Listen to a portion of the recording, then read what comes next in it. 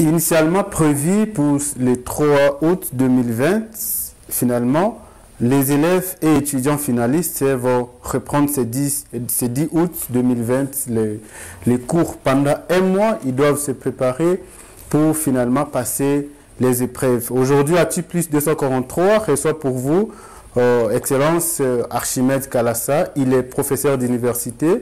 Il est aussi encadreur de jeunes. À ce titre-là que nous allons échanger avec lui pendant quelques minutes, question justement de nous éclaircir un peu sur quelques questions que nous allons lui poser. Mesdames et messieurs, bienvenue. Nous recevons l'Excellence. Excellence, bonsoir. Bonsoir. Vous êtes professeur d'université et les cours reprennent déjà ce 10 août. Pouvez-vous nous parler un peu quels défis les élèves finalistes et les universités ainsi que les écoles s'attendent à affronter dès ce lundi 10 août 2020? Merci pour la question.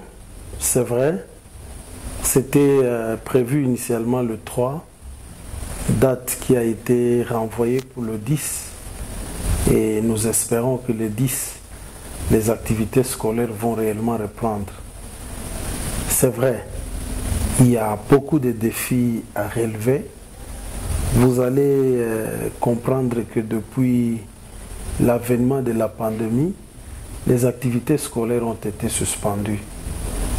À partir du moment où le chef de l'État a levé l'état d'urgence, cela a donné la possibilité au ministère de l'Éducation ou de l'enseignement de manière générale à envisager un calendrier serré pour échapper, n'est-ce pas, à l'année blanche.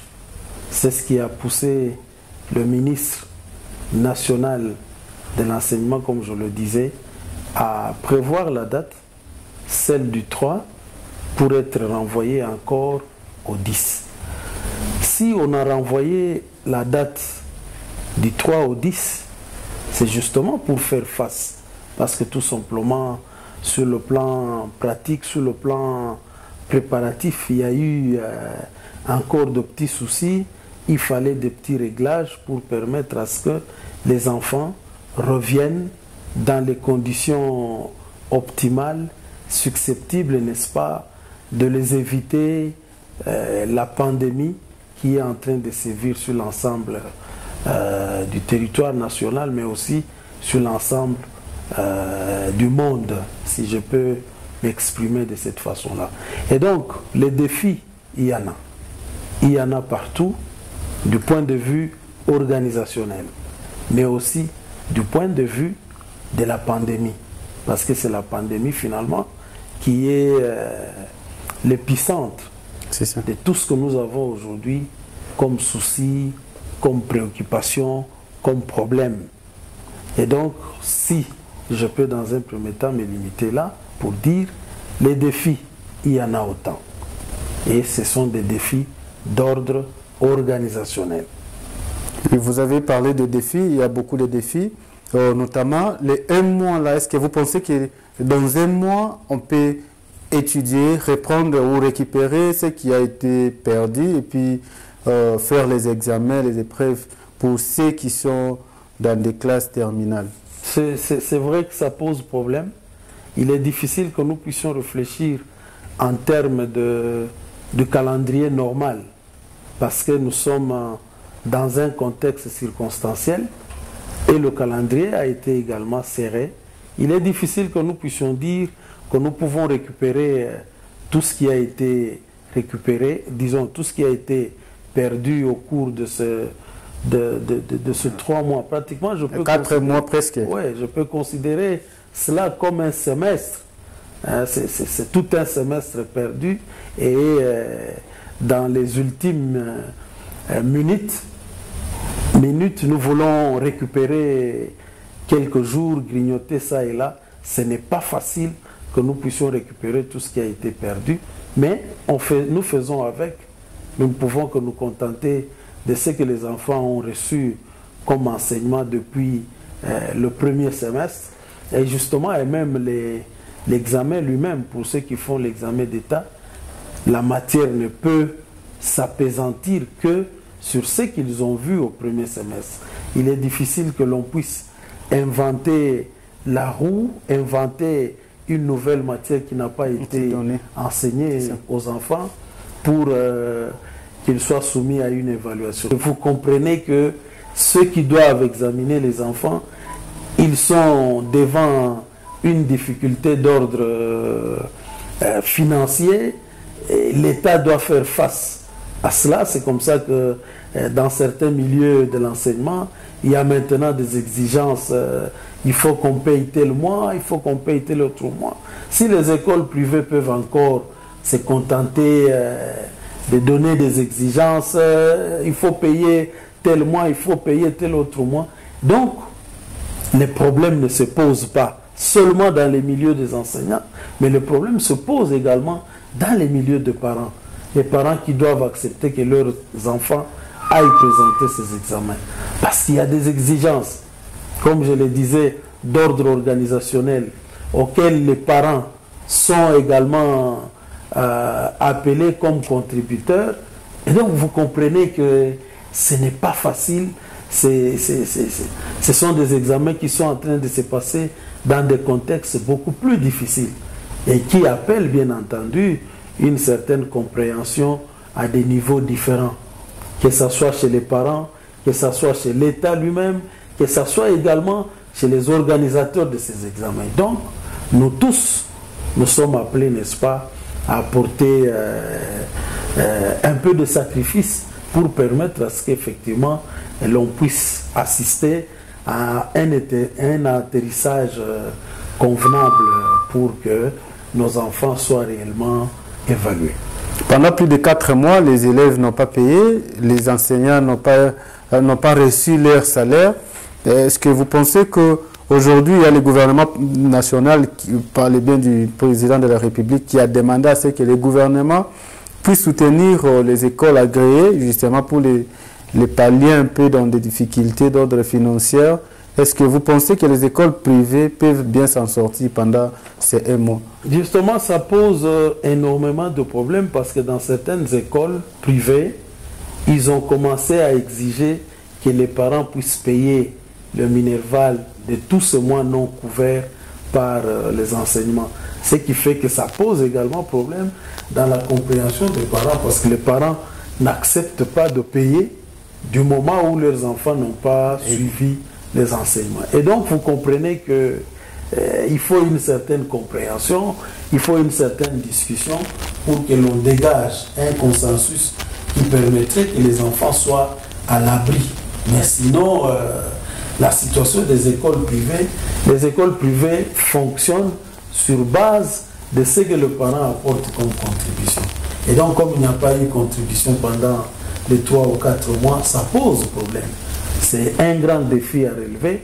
Comment va-t-on organiser les enseignements? Comment va-t-on encadrer les enseignants? Comment va-t-on encadrer les enfants? Tout ça, ce sont des choses, ce sont des grandes questions qui sont sur la table de tous les responsables ou de tous les acteurs dans l'enseignement. Il faut, n'est-ce pas, une discussion sincère pour permettre à ce que nous puissions aboutir à une réponse ou à un résultat conséquent, surtout que nous attendons à ce que nos enfants soient couronnés à la fin de l'année. Les défis sont énormes. Vous avez parlé aussi, vous avez énuméré quelques défis. Il y a aussi d'autres défis, notamment d'ordre sanitaire, qui est le coronavirus lui-même, où les élèves sont obligés de porter le masque pour entrer à l'école. Il y a les élèves des petits-enfants où nous savons comment les enfants se comportent. Le matin, on peut lui donner le cache-nez. Il arrive à l'école, il fait tomber ça ou il perd ça. Les parents sont encore obligés de payer encore d'autres. Vous voyez un peu comment les parents peuvent s'en sortir pour que réellement ils puissent bien encadrer leurs enfants. Tout à fait, parce que les défis ne sont pas seulement d'ordre économique ou d'ordre d'encadrement des enfants, mais les défis sont également d'ordre sanitaire. Et surtout que la question de la santé, c'est la question épineuse qui pose problème aujourd'hui et qui a même fait que l'on puisse arrêter le cours. Et donc, avant que l'on commence, toutes les dispositions devront être prises pour préserver la santé, non seulement des élèves, mais aussi la santé de leurs encadreurs. Et donc, les encadreurs doivent respecter les mesures barrières, et ce sont les encadreurs qui doivent donner ces mesures de mesures barrières aux enfants pour permettre à ce que ces enfants intériorisent ces mesures. Et donc, non seulement les encadreurs à l'école, mais même au niveau des familles. Donc, encore faudra-t-il que les familles accompagnent réellement leurs enfants en leur montrant quelles sont les mesures barrières à respecter. Le grand, n'est-ce pas? Et donc, c'est une question délicate, ça qui nécessite que l'on prenne des précautions à tous les niveaux, au niveau de la famille, au niveau de l'école et au niveau de l'État. Au niveau de l'école, il faut mettre tout en œuvre pour que ces mesures-là soient respectées déjà à l'entrée. C'est ça. Déjà à l'entrée, les enfants doivent s'imprégner de toutes les réalités autour de la pandémie Covid-19. Alors, Excellence, vous êtes aussi professeur d'université.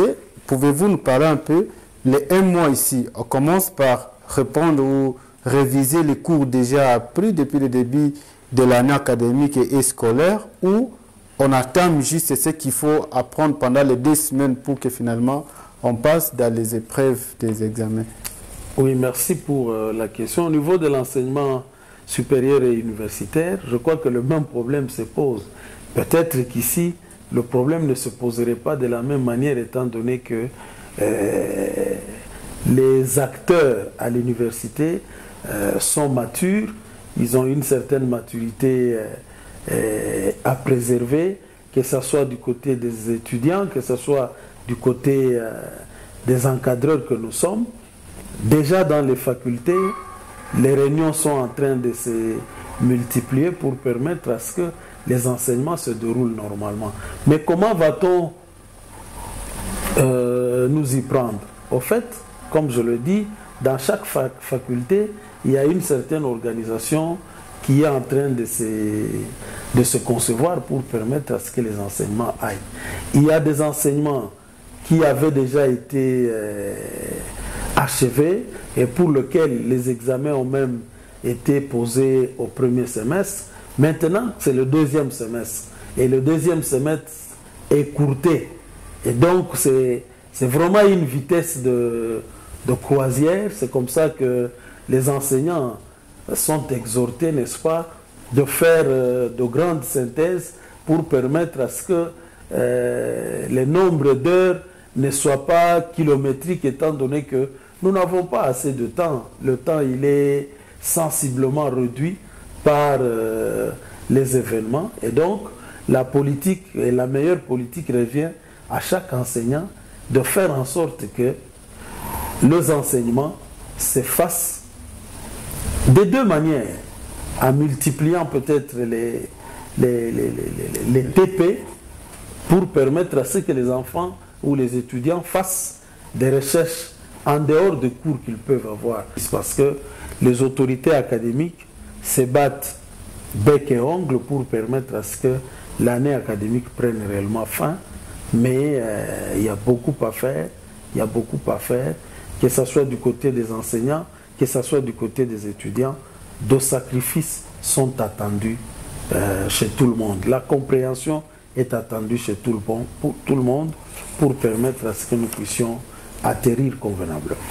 Alors, il y a des gens qui portent confusion jusqu'à aujourd'hui. Il y a d'autres qui pensent que les cours, les gens qui doivent reprendre le lundi ici, ce sont seulement les finalistes.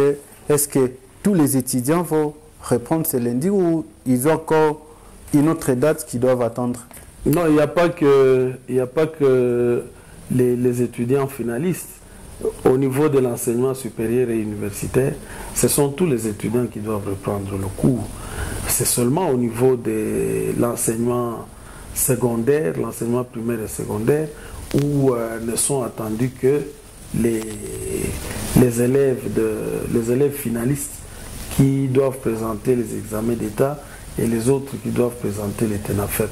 Mais quant à l'enseignement supérieur et universitaire, les étudiants doivent tous reprendre sur base du calendrier ou du programme qui sera établi dans chaque institution, bien entendu en adaptant le calendrier aux circonstances et au milieu dans lequel ces enseignements doivent se dérouler.